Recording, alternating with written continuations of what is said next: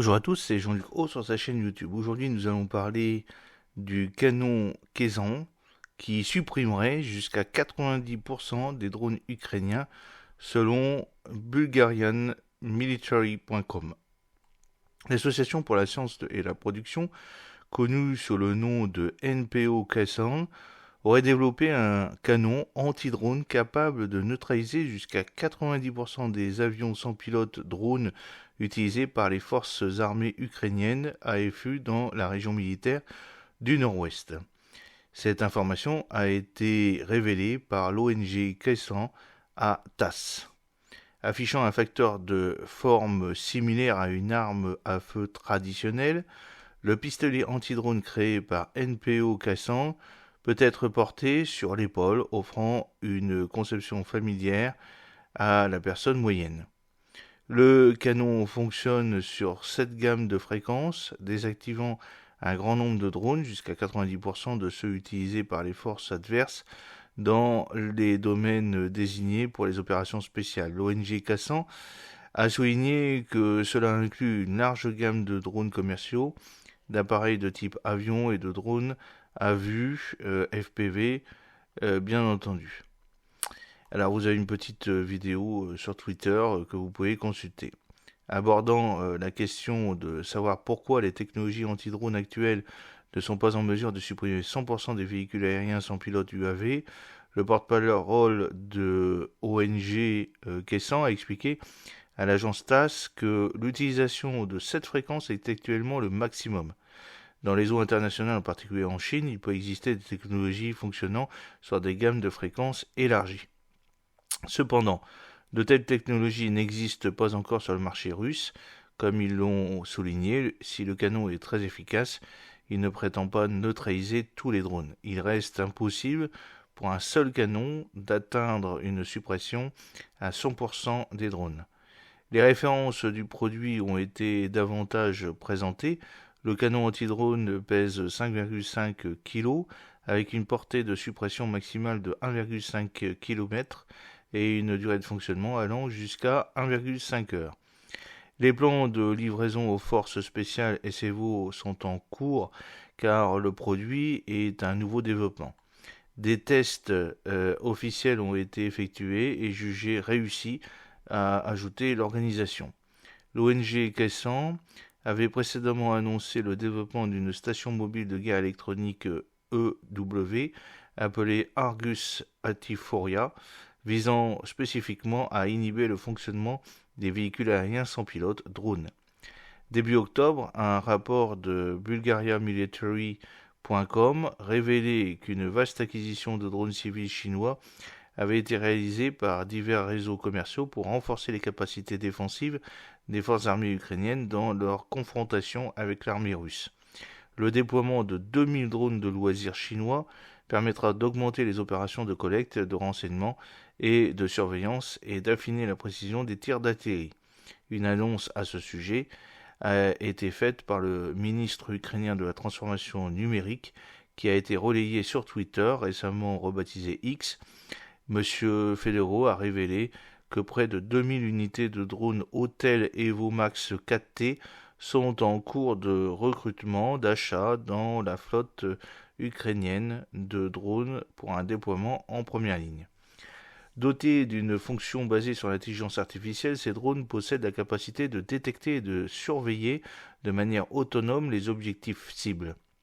L'inclusion de ces données de haute qualité permettra à terme d'améliorer les résultats opérationnels des forces de frappe de véhicules aériens sans pilote UAV drones.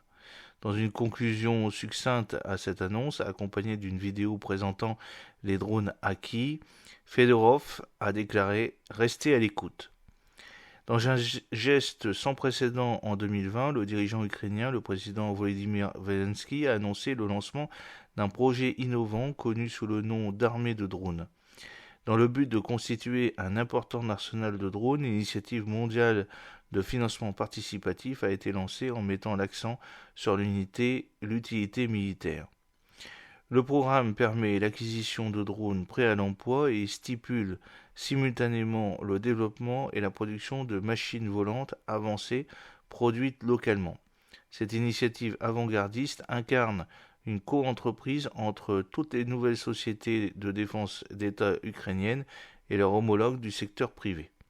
Adoptant une approche unique, l'Ukraine a habilement réutilisé des véhicules aériens sans pilote UAV civils et amateurs pour le combat militaire actif contre les troupes russes. Les drones, initialement destinés à des fonctions non agressives, ont été dotés de mécanismes de déclenchement rudimentaires et armés de grenades.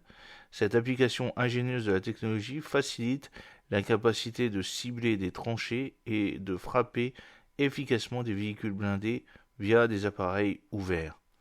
L'utilisation transformatrice de la technologie ne s'arrête pas là. En plus des drones brandissant des grenades, l'Ukraine a également introduit des quadricoptères plus grands équipés de lourds explosifs et grenades propulsées par fusées RPG. L'intention tactique ici est d'infliger une destruction considérable aux blindés russes.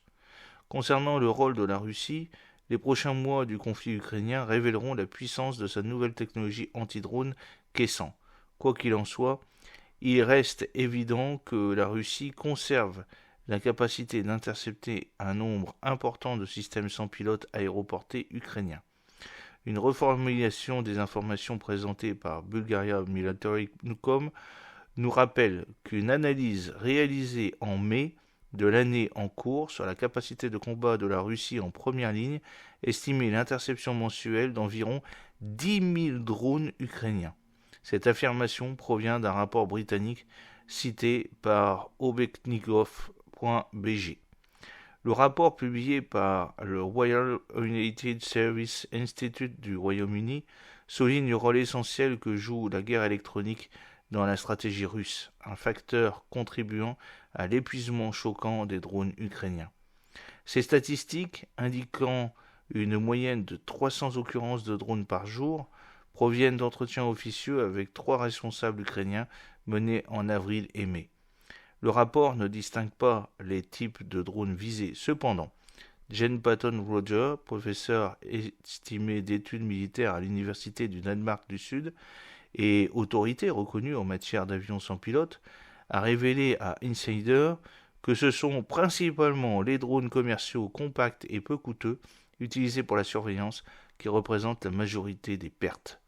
Le professeur Patton Roger a réitéré l'ampleur de l'application des drones en Ukraine sur la base des résultats, la qualifiant de confrontation pionnière entre les technologies de drones. Même si Patton Roger a déclaré que les chiffres sont probablement gonflés, ils mettent en lumière les progrès et l'efficacité de la guerre électronique russe pour contrecarrer l'utilisation prophétique et prolifique des drones en Ukraine. Un article d'enquête du Royal United Services Institute a révélé qu'une vaste unité de guerre électronique est stationnée tous les 6 miles d'une frontière de conflit longue d'environ 750 miles, située à environ 4 miles du front. Principalement destinées aux drones neutralisants, ces unités sont stratégiquement positionnées, révèle le rapport. Le rapport souligne que les systèmes russes complexes, comme la station de brouillage Chiponix Aero, loués pour leur nature insaisissable et leur capacité de duplication des signaux, posent un défi formidable selon les chercheurs. J'espère que cette petite vidéo vous a plu. N'oubliez pas de cliquer sur le pouce pour la promouvoir, de vous abonner si ce n'est pas encore fait et de partager cette vidéo sur vos réseaux sociaux. A très bientôt, fidèlement Jean-Luc Haut.